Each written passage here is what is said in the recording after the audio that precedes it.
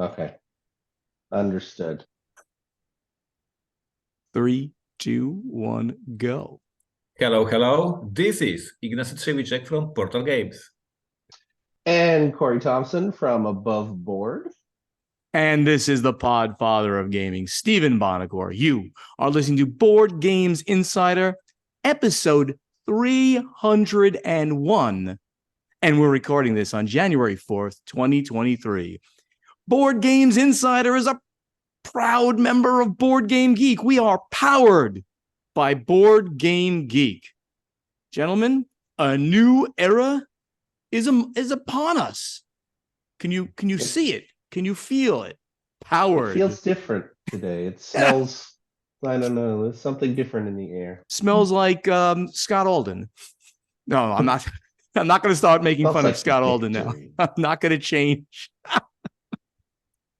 So as those who heard episode 300, we are now powered by Board Game Geek. We're on their network now, so you'll be seeing us come up on the front page under the announcements every week, which is kind of cool. We'll expand our audience. That's the purpose of the whole thing, though. Nothing against Dice Tower. We just want to, continue to increase what we do for fans out there. So this is a good way of doing so. Quickly, an apology for some video and audio issues in the 300th episode, which we did live. There were extra technical challenges, but the episode still works. It's out there on audio. It's out there on YouTube in a format that doesn't have very much video, but you can check it out there. So, Ignacy, with no further ado, what's going on with you and Portal Games? At Portal Games, obviously, it is the slower moment of the year, at least for the Portal Games, because as we will see in the news section, some other publishers announced some very, very interesting games. But for us, we are now in a slow moment. We are preparing for PortalCon. I mentioned this last episode. It's a big event for us for many, many years, over the decade right now. And on January 20th, we will announce new game releases for American market and for Polish market. If you are a Portal Games fan, if you are a Board Game Insider fan, I strongly recommend you to check out our last year's release. That was Neuroshima Hex Partisans. That was the last thing that we released last year. It was a brand new army for the app Neuroshima Hex. I was talking about this app for the last 10 years because there's a very old, very successful app for us. Hundreds of thousands of players playing app version. Steven is very kind to show you a very fancy limited edition of Neuroshima Hex Year of the Moloch released for the anniversary of Neuroshima Hex. But last year we released the brand new army for the app, exclusive for the app. I strongly recommend to check it out. It's brilliant. It's very interesting. So no new game announcement yet. No new game releases yet, but very, very soon. PortalCon will happen and we will announce many interesting games. So if I may invite you also to our YouTube channel. Stephen is always reminding our listeners about our YouTube channels. Every Wednesday at Portal Games YouTube channel, every Wednesday there is a vlog. It's like a 15 minutes, me talking to our fans, being very communicative about the things that are happening in the company. Yesterday, on Wednesday, I released a vlog in which I was discussing the biggest successes of Portal Games in 2023 and the biggest failures of 2023. So I was very open and transparent about the things that we failed and about the things that we are very proud of. So check out the Portal Games YouTube channel and be with us every Wednesday. So without anything else, I pass my voice to my friends. Well, I am currently in Toronto. I am visiting with game designer Daryl Andrews, did Sagrada, and just playing games and enjoying Canada. I've never really experienced Toronto before, so it's a amazing time for me. It's a little cold. Can I interrupt you for a second? I want to challenge you both, gentlemen. Can we in 2024 record one episode in which both of you are at home? Is it possible? Probably not. You are insane with this traveling, both of you. But it's very cool. Very cool that you're in Canada in January. I'm sure it's lovely. Great idea, yeah. It lovely seemed like weather. the perfect time to visit. Why not? Why would you want to go like not to Florida or something like that? Hotels are for free, I guess. So of course, being in this famous Canadian city with all this history, I visited the most important parts of Toronto. I went to Snakes and Lattes. I went to Board Game Bliss, and the Hockey Hall of Fame. So Hockey Hall of Fame. Yeah. You might as well visit that. Do the trifecta and go to the Crokinole Hall of Fame and the Curling Hall of Fame while you're there as well. The Crokinole one, I think, is in Ottawa, so that's a little far away. We love Canadians, and we love to tease them as well because they're so nice. Most of them. I'm having a fantastic time. That's great. It's been a lot of board games, a lot of fun. I just mentioned to you that I'm going to see Daryl for 2 weeks straight coming up soon. Getting together with some people in New Orleans, going to see him there. And then at Tantrum Con, he's going to be there too. So in Charlotte, North Carolina. So it's going to be a lot of Daryl Andrews, mentions on this podcast. Then on Above Board, we're starting to put out our Iceland videos. So keep an eye on Above Board on YouTube. We've got our video where Leaf tried to get a passport at the last minute and actually succeeded. I have no idea how he succeeded. I saw that. That was wild. And we've got maybe the volcano video coming pretty soon. That is every Monday very and cool. Thursday releasing a video. Very cool. Very cool. Over here at the pod. I want to say that this is unfair. How I can compare my YouTube channel with my Slavic accent talking about some boring stuff to your volcano video? This is unfair. I have no chance. Doesn't everybody play board games on top of volcanoes? and on shipwrecks with sharks? We don't have them in Poland. That is great. So over here at the Podfather of Gaming, as I mentioned on episode 300, I dropped a lot of content over the holidays. Check out all of that. I mean, literally, it was like more than 20 videos of stuff that came up during the past year, mostly. But I also am doing, it's not done yet, but I'm going to be doing it over the next 2 days and dropping it by the time you hear this, my top 10 of 2023. And that's a list that I did do with the Dice Tower at headquarters there a few weeks ago, but maybe some things have changed. We'll see. This is the definitive top 10 list of the Podfather's best games of 2023.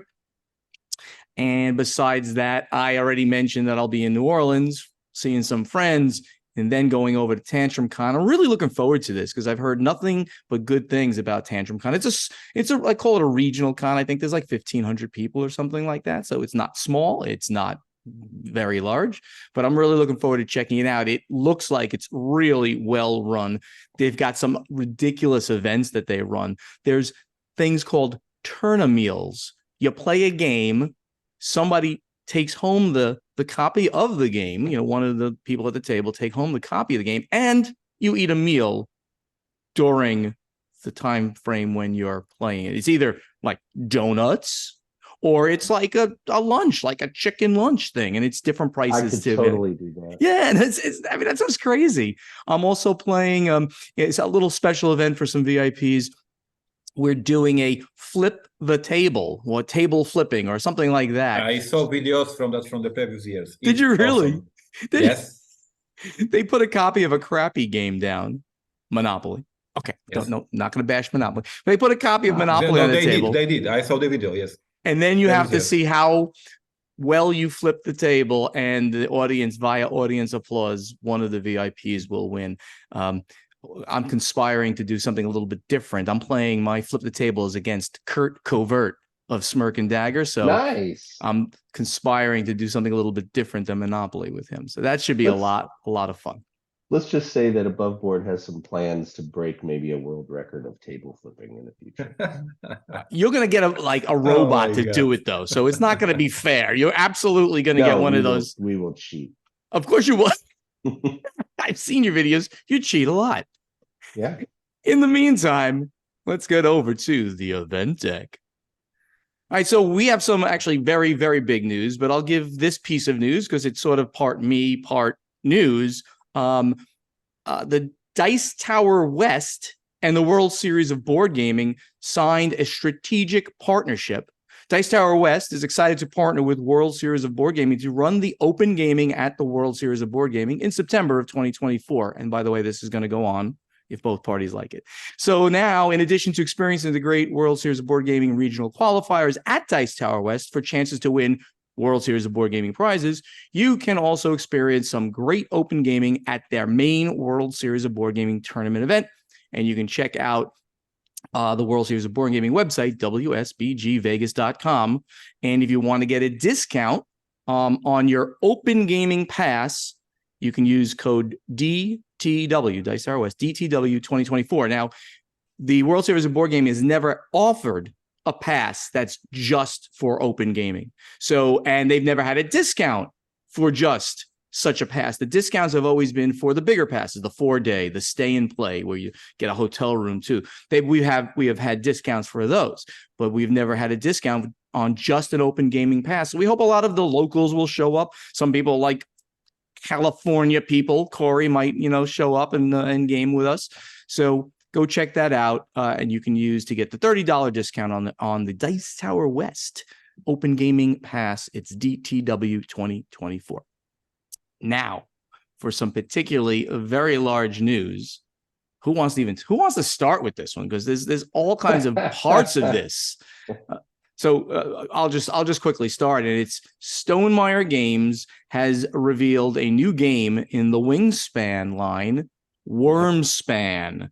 And this is a dragon-themed edition, but with different mechanics. The mechanics are inspired by Wingspan, but Wormspan is a different game. It's a standalone game, and it is not directly compatible with Wingspan. And from what I've heard directly from Stonemaier, I had actually known that this was happening for a while because I got an inside guy, he's my DM, and he told me about it.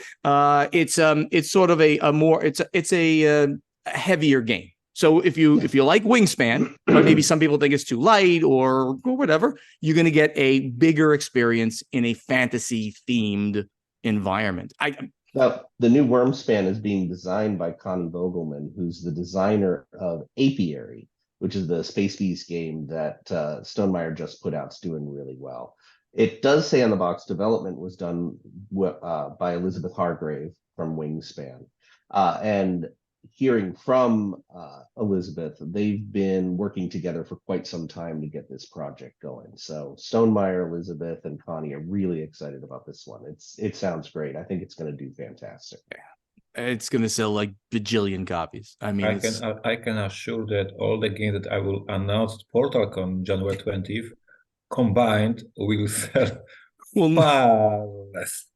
Well, that's right. That's just a function of the way things, work. Once you have this huge evergreen IP, you might as well extend it to games that are in the same line. That is exactly so. Being serious for a moment, it was perfectly seen when you read the announcement that it is the game in the line of Wingspan. So you have a bestseller game like a Wingspan, and suddenly it becomes a line. For me, of course, with a smaller degree, because Wingspan, I heard, sold like millions of copies. But for us, it was the same with the Detective. We had a Detective. It was a massive success for Portal Games, so we started the line of detective games. Wingspan starts a line of games, and it will be massively successful. And of course, hearing that this is a more gamer game, it makes Ignacy happy because Ignacy is a gamer. So looking forward. Absolutely. And I bet it's not the only one. If this does well, then I'm sure that we'll see all sorts of Wingspan type games. So funny that you mentioned that. As soon as the announcement came out, fans and or detractors are out there putting up boxes with other spans. I saw a shark span. I saw a cat span. I'm like, oh, I want that one. I really want a cat-based. I don't even know, like, do the cats run away from each other because you can't get them to? You have to herd them. You can't herd cats. But I was really, I just laughed. I mean, literally, I saw like a dozen of these, fake games that will be in the line. So sure, I would imagine that there will be others, and I might have minor amount of knowledge that there are. So we'll see what happens going forward. Now, of course, everybody knows that we don't normally do like game release news, right? Or game announcements, because this is about news of the industry. But when something is big, like Wormspan, we're going to announce it. When something is big, like a new Catan standalone version, we're going to announce it. So we got a notice also from ICV2 that Catan GmbH will release a new standalone Catan game in 2024, the company announced. Catan New Energies, planned for Q2, takes the agrarian society of the island's Viking ancestors into a world in which the citizens need energy, but pollution threatens their home. While the game is rooted in standard Catan mechanics of harvesting, trading, and building, it also adds power plants, energy tokens, and environmental events as the new gameplay elements to incorporate new strategies and stories. So they're kind of, let's call it modernizing it, right? Like bringing it to a topical energy. Energy is a huge topic, right? And green energy particularly. So, and players are in this game investing in renewable energy resources. So I think this is very interesting. I don't think this version will sell nearly as much as Wormspan is going to sell, but I think it's very interesting when an IP like Catan, also expands what they do. There's other new interesting information about this Catan. First of all, there is design credit for the late great Klaus Teuber with his son Benjamin Teuber. So awesome. This has been in design for a while. Second, the art for this one is being done by Ian O'Toole, who's one of the biggest artists in our industry. In the US, and the press release specifically said in the US, but I think it is everywhere, they're going to go along with the theme, and the packaging is going to have no plastics and renewable resources. It's going to be very green packaging for this version. So plan release Q2, like you said. I don't know. It's another version of Catan, and those are always going to do really well. Yeah, they're going to. It certainly will do well. So, Corey, you grabbed this one, and I'll let you take it. It's sad news. It's about the passing of somebody who was important in the industry. Yeah, so an obituary. Tabletop miniatures titan Brian Ansell passed away on December 30th. Ansell was co-founder of Asgard Miniatures in '76, based in Nottingham. This became the Games Workshop that we know and love. Also was the founder for Citadel Games. Among his credits, Citadel Miniatures in 1978, where he co-designed Warhammer Fantasy Battle in 1983, and eventually became managing director of Games Workshop in '85. So for sure, Brian Ansell is one of the most influential miniatures industry people that we've had. It's just a very sad story that he's passed. Yeah, and Games Workshop founder, Sir Ian Livingstone, offered up the following thoughts about Ansell's passing via Twitter X. Very sad news. Brian Ansell has passed away. Brian, Steve Jackson, the English one, not the American one, and I set up Citadel Miniatures in 1978 as part of Games Workshop. He was a craftsman and a dynamic entrepreneur who drove the growth of GW to the next level. Without Brian, Warhammer would not have launched. So big praise, right? Big praise for this gentleman. Yeah, we say that often when we have such a sad news in the podcast over the years, and I always say exactly the same thing because it's the honest thing that is super honest and super from my heart. Those giants started the industry, and I would not be doing what I'm doing without them. Yep. And this is like this infinite grateful that they started in 70s and 80s. And I discovered the games, and I'm doing it for my life, and I have a super happy life because I'm a gamer. And I have not known Andy, but I respect him a lot. I have here, our YouTube viewers can see it. So this is a book by about the Games Workshop, about the foundation of the Games Workshop. So I dig all this, how the industry started, how these people invented gaming. There was no gaming, and then suddenly they invented, hey, games, we can start creating games. So extremely respect, kudos to all the people who started what is now known as a modern gaming.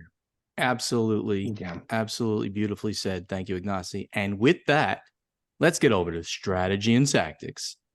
So, Ignacy, I specifically grouped a whole bunch of the questions for the next major episode like that you would be on. Joe Party with Ignacy, only questions to Ignacy. Well, I mean, I think I know at least some of these we'll definitely have some input on as well. But most of these are like directed toward you. So this is really good. So Marcus Shepard from Finland, he's at Marcus Shepard. He asks you, did you ever adjust a game design to make the digital implementation easier? For example, a very simple rule like play this card as a reaction at any time is no problem at the table, but a really challenging user experience digitally. When you know you want an app or BGA implementation, would you consider changing such a rule? This is a great question, and I think it will be more and more important in upcoming years, obviously, when there is more and more adaptation and implementation of the board gaming. The short answer would be no. I have not yet changed my prototype, thinking about the Portal Games Digital. But on the other hand, when we were doing detective games, and I was in a constant contact with Portal Games Digital, asking if this is possible. So I was designing along them. So there was no per se first design a game and then change it. But I was in touch with the coders, asking if it is possible, what I want to achieve in the detective games, because as our listeners know, detective games uses a website as a tool. And the other question that Marcus has is if I would consider changing a rule that is difficult in the app. Absolutely, yes. We discussed with Steven many times in this podcast.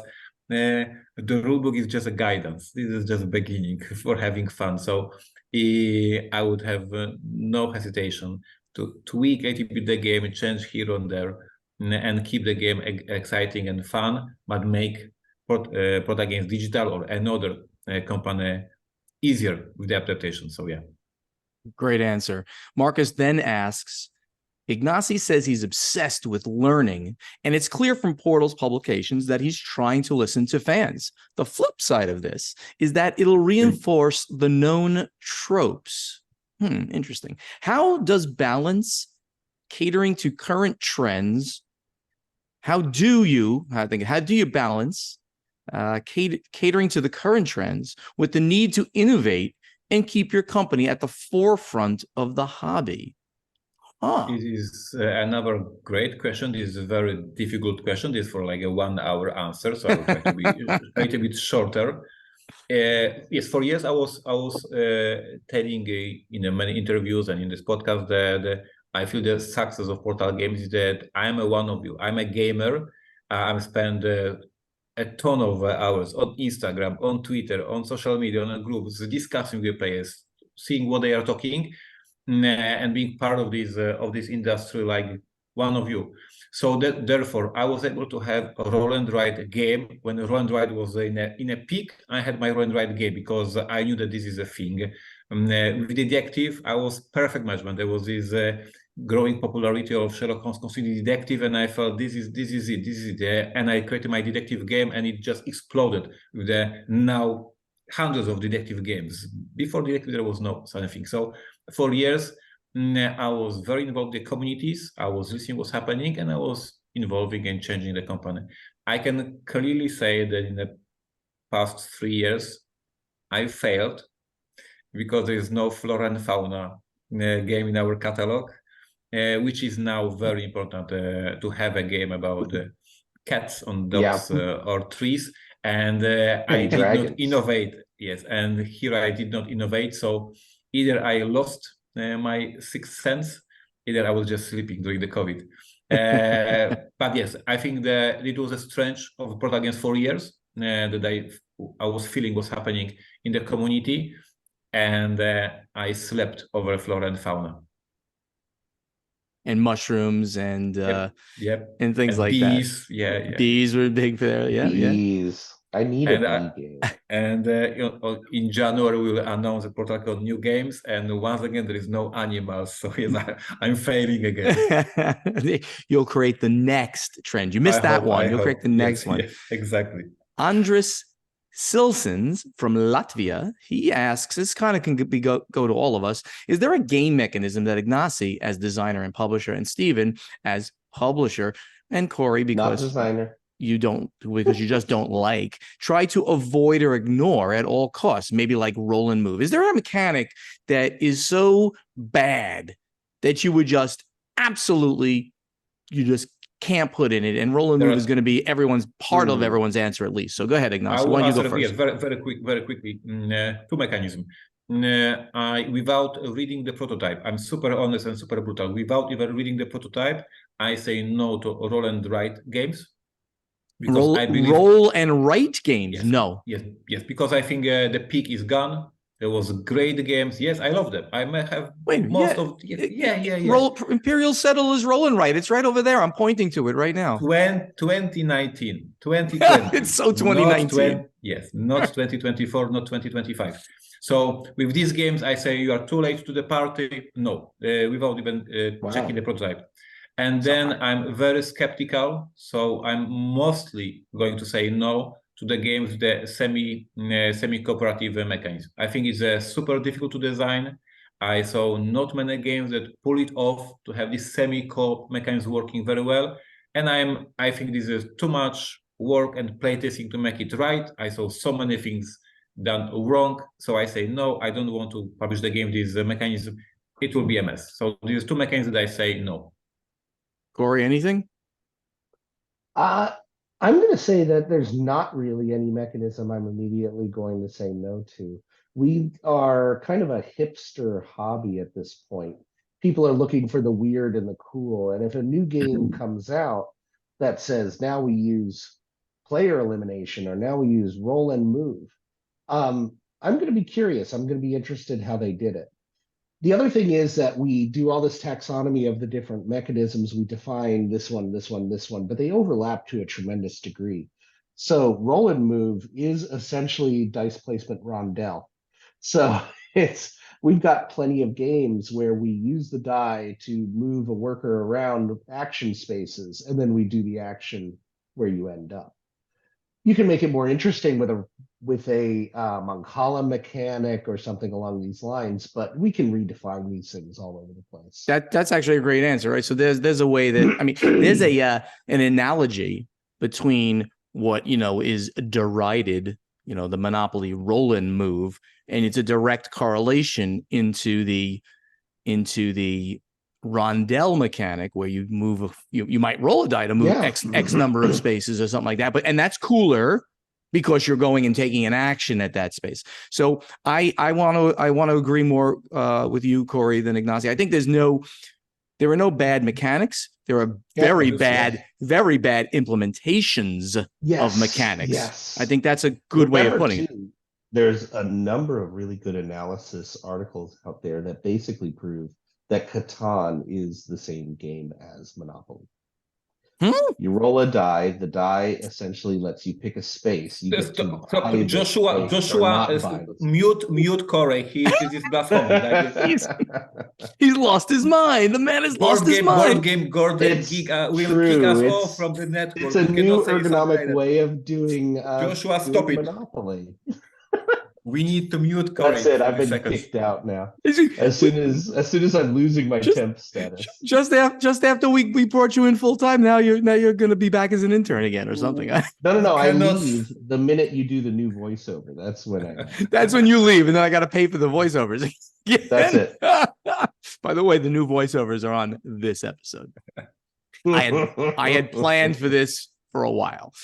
That's it. I'm out. There you go. Paul Marchbanks, good friend of the show, very good friend of Ignacy and Steven, and he's worked for Ignacy. He's worked for me in demoing things at conventions. At the Dicey Review, he says, another contest question, and it's for Ignacy. I know at one point you said a dungeon crawl was something you would like to design. Is that still the case? If so, I think a really fun idea might be a mix between a dungeon crawl and your detective ideas. Maybe move through scenarios to solve a mystery, but you actually have to go to locations and gather clues and evidence. make a report at the end of a scenario, but with more physical components, just using the app for score checking at the end. Maybe pull a Batman IP to create one of the best comic book themed board games of all time. One can dream. Ignacy, any comments on that? Well, Paul needs to contact me on brief because there is some prototype of the fantasy team, the detective game, but I cannot comment on this publicly. So next question, please. Next question. So you heard it here first. There may be another thing. So Paul, you might want to talk to Ignacy. Maybe you'll be a playtester of it. Mad Al from the Netherlands. He's at Pancho Latour. If I have followed this podcast adventure closely, Stephen and Ignacy have in common that games live and die by their theme. Stephen mainly as a player who is not necessarily invested in heavy euros, quite the contrary. Ignacy, a designer with a focus in storytelling. I personally adhere to this motto when it comes to modern hobby games. But sometimes I wonder, have you guys ever painfully sacrificed a mechanism to a theme or vice versa during your publishing or design quest? I mean, really to the point that you had to go through a development step where you stuck with a design that could put theme at risk, or to the point of reconsidering a critical part of the design, thus challenging your own vision of what the game should be. Ignacy, definitely start with you on this. Where do I start? Yeah, I know it's a tough question. Yeah. There's a lot to unpack. In the seminar I do for the designers at the conventions, I say the designing game is about 9 months of frustration. And what I mean by that is that you are constantly changing and removing and trashing ideas, and this balancing act is asking if I sacrificed some mechanism to keep the team, or did I sacrifice team to keep a very interesting mechanism. This is exactly what I do every single day. Like, this is exactly what you are doing. You have your theme that you want to use in the game, and then you have your game mechanism that needs to be interesting and changing for the players, and you need to mix them, and you are doing tough decisions every single day. This is exactly what we do. Yeah, and I'm going to add in that in my much more limited design experience with my game, I am the theme guy. I am the guy who is the master of the lore, as Engelstein calls me. And literally, a mechanic will be changed to something, and I'll be like, we can't do that. It's just not going to work. We just sacrificed all of this theme to do that. But sometimes there will be a compromise. I will agree with this. Sometimes, the publisher, in my case, it's Asmodee, said we need this to shorten. So we got to get rid of all this cool mechanism heavy stuff that's just going to take more time, and instead go to something that's just lighter, easier to digest.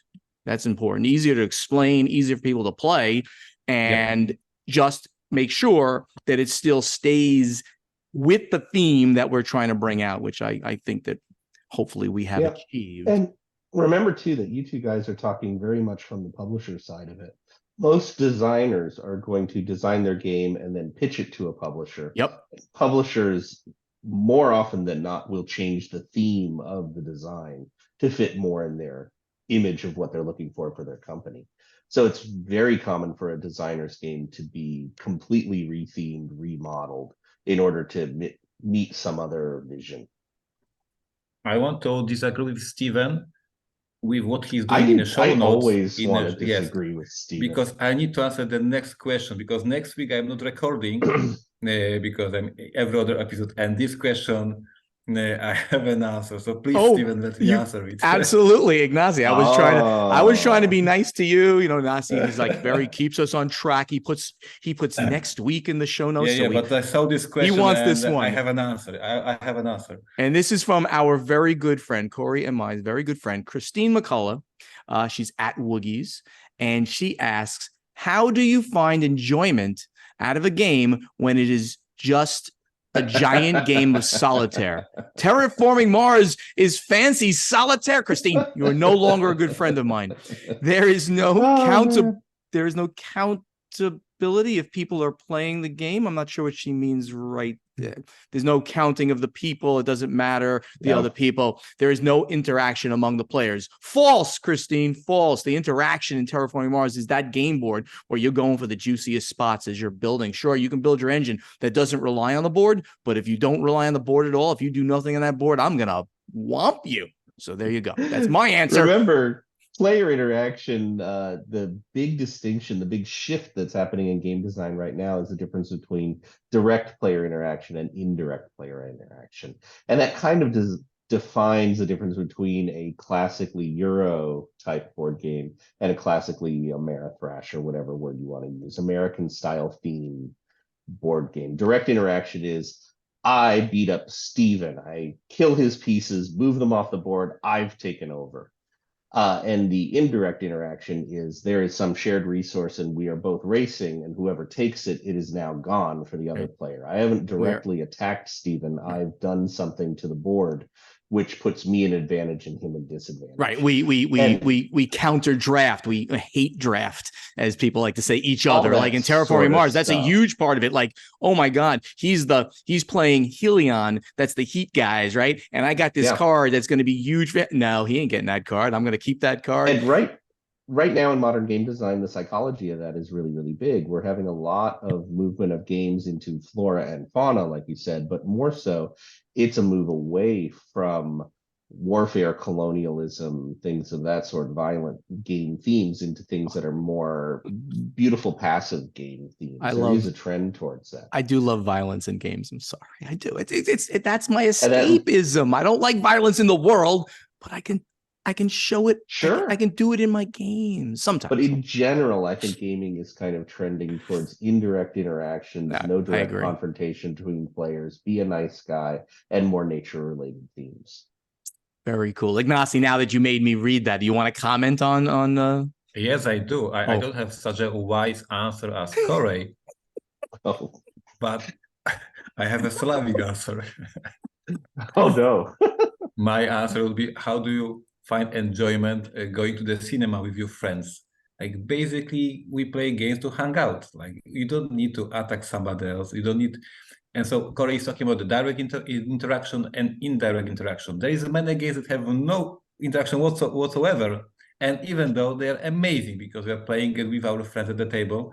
And if you go to the cinema and if you're watching a movie in a theater and you are not talking, you are just enjoying the moment together with your friends. And then, of course, after the movie, you go to the pub and you discuss how awesome it was. And there was no interaction, but it was a moment. Yeah. So this is gaming. We play to hang out with each other. And for me, it is obviously the most important, because everybody knows I'm introvert. I'm rather not talking too much in a real life, but at the game board, I'm changing to extrovert. So I don't need to attack somebody at the board, but I can interact with them, and it's amazing. Great answer. Christine, we're not friends anymore. Just kidding, Christine. I love you. And now we'll get to playtesting. All right. So on episode 300, we actually did a live poll that you took during the Zoom call. And also I posted it on Board Game Geek. And it had 6 questions. Some of them were very funny. Some of them were funny, but people answered them rather seriously, which I thought was interesting. Yeah, a lot of people took your poll very seriously. So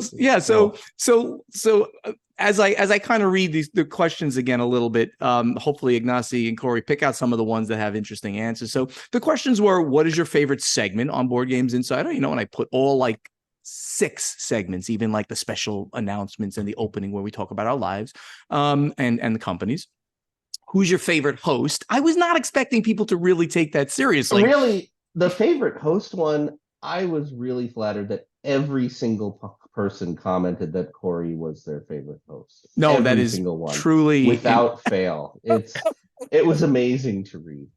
Since we won't be mocking Tom Vassell anymore, who should we mock going forward? And I put the 3 of us plus Scott Alden of Board Game Geek. Gamma, that's always a biggie. Taylor Swift, I just threw her in there. She's a darling person, I've heard. So I would never mock Taylor Swift. Of course, the Swifties would kill me anyway. What's your preferred means of consuming Board Games Insider? This one, I'm very interested to hear what the final thing was. Over time, have you changed from being an audio to a video listener or back and forth, yada, yada, yada? And then, of course, the other funny questions. True or false? Beer is better than cookies. True, of course. So did you guys see any interesting particular comments in there or any trends? Yes, I want to give a shout out to Alina. I think this is how you pronounce this nickname, because it was the most easier for us laid out answers, because she or he copied the whole question from Steven and just bolded the answers, which is so convenient to read and analyze. So kudos to making our life easier. The sad news, Alina thinks that Steven is favorite host, so that was a little bit bummer. But besides that, but she also says that I should be the one getting mocked every time. So, which is probably going to happen most often. I like it. But and she likes cookies better, Ignacy. So there you go. Well, cookies are just better. There's just two ways. No discussion. Yeah. I mean, come on, it's a cookie.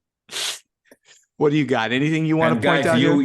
I will of course post pictures because I do it every single year. Probably you saw it on Instagram. But PortalCon is coming, and once again I will get few hundred packs of cookies. Like I post it every single year. I need to go to PortalCon. We sold 1,000 almost 1,000 tickets for the event. Wow! And most of these people are hardcore fans of Portal games, who will bring me a cookies. This is gonna be like insane. Well, Above Board does have plans to go to Portal in the coming year, so, or at least to go to Poland. Yeah, we awesome to meet. Yes.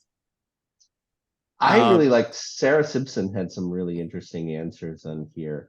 And I like that Ignacy got a pity vote for best host simply because he's lost his luggage in Florida so many times. That's great. Some a of the lot of votes to make fun of Gamma. I thought that was pretty. That's always good, but I refuse to do that. If Ignacy wants to continue, he can do that. I'm looking.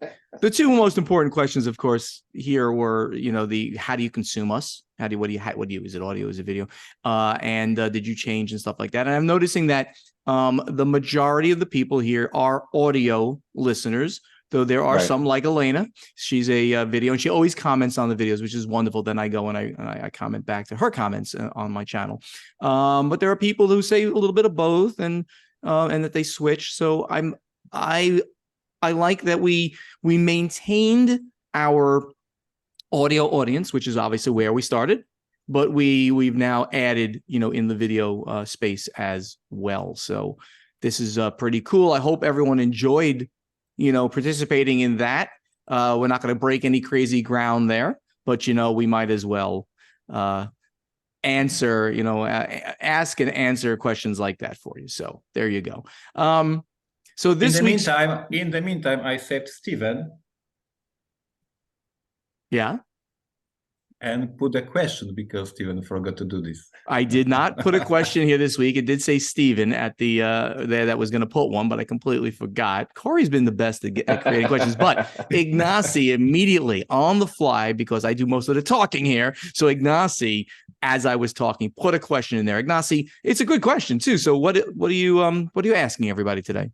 So this is a moment of the year when we look back at the year of 2023, and my question is, what will you remember from 2023? Whether it is a big release of the game or big Gamma drama or other event, if we meet at the gathering of friends, or if we meet at Asset in 2033, and I will ask you, what do you remember from 2023? What was the big thing back then? What were these three big things that you will remember? I guess Disney Lore Can at Gen Con. This is something that people will remember for a decade. Most likely the heist at the Gen Con, because we will remember it for years in anecdotes. But how our listeners, will remember 2023? What was the thing that will stay with us for long years? You certainly picked a few of the really big ones. Corey, do you have anything that comes to mind as well? Monetization of D&D. What was that? Or D&D open gaming license. The open gaming license issue is not only something that we'll be talking about in years, but it's also going to be going on for years. This is not something that's just going away because a new OGL came. Yes, absolutely. It specifically changed the foundations of the role-playing game industry. So that's a biggie. And we'll be talking about that as time goes on. A lot of new interesting publishers are really coming in. I mean, not only Pathfinder, of course, with Paizo, where they were huge anyway, but like Free League right now out in Sweden is doing some great RPGs. So shout out to them, and the One Ring second edition, but also they're doing all kinds of other ones too. So everything just mentioned would probably be, I can't think of any other ones. Oh, the lawsuit. I think the lawsuit, which who knows? I really am interested to see how the lawsuit between Upper Deck and Ravensburger and the guy who designed Lorcana for Ravensburger plays out. Yeah, I think that's just going to fade away. I think that was a last minute try to delay the release. I think it was frivolous. So. Really? You think it's frivolous? I don't think people spend that much money. I don't think we're going to hear follow up on that. I bet we are. All right, here's a bet, Corey. Maybe we'll make a prediction in the predictions episode, which we have to schedule and come up with soon. So we'll figure that one out. But good questions, Ignacy. If you don't mind, maybe you can create that thread right now in our guild on Board Game Geek for our audience to answer the question about what are you going to remember most from 2023? Events, conventions, news items, questions that were answered spontaneously, anything that you come up in gaming that you're going to remember the most. Maybe it was your game days at your house that you restarted post-COVID. All hotel rooms straight through. I remember those hotel rooms like crazy. So in the meantime, let's get to the final scoring. Thank you so much for listening. Help us spread the word about this podcast by telling your friends to download Board Games Insider wherever they like to get their podcasts, or watch Board Games Insider on the Podfather of Gaming YouTube channel. If you want to be part of this podcast, you can ask us questions for our strategy and tactics segment by posting them in the correct thread in our guild on Board Game Geek, and also answer our question to you from our playtesting segment by going to our guild on Board Game Geek and looking for the thread with this episode's question. Check out our websites, which are Portal Games US, podfathergaming.com, dicetowerdish.com, play2zgames.com. We're all over social media. So interact with us, please, on Facebook. Please like our pages, which are /BoardGamesInsider, /PortalGamesUS, and /PodfatherGaming. And you can speak directly to Ignacy, Corey, and Steven on Twitter, X, and Instagram at Portal Games US, at Podfather Gaming, at Dice Tower Dish. And the very active YouTube channels are Portal Games Movies, the Podfather of Gaming, and Above Board TV. And the TikTok channel for Ignacy is Portal Games US. We really love to see you in person at an upcoming convention in 2024. So if you come to one of them, please come up to us, talk, chat. I hope to see some of you at Tantrum Con in just a few weeks. Board Games Insider is professionally edited by Joshua Bowman from Tabletop Submarine Podcast, who you met on the last episode. If you want Joshua to edit your podcast, reach out to him at tabletopsubmarine@gmail.com. And that great voice you hear doing the intro, the outro, in between segments is that of my friend Ray Greenlee. He can be contacted to do voiceover work at raygreenleevoiceover.com. Gentlemen, another great episode. All three of us together in various parts of the world. Anything else to impart to our listeners and watchers now? No. Utter silence. Everybody, I hope you enjoyed. It's cold here. It's cold in Toronto in January. Shocking. Yeah, smart move. So there is Above Board did Playing with Sharks. He's going to do Playing at Volcano. The third episode Playing in Toronto, you're saying, right? It's rough. I mean, we did play on a glacier in Iceland. That was pretty cold too. But now you're going to do the volcano because why not? Why not? Why not? All right, everybody. Thank you very much. We'll see you next week. Thank you. See you, everybody.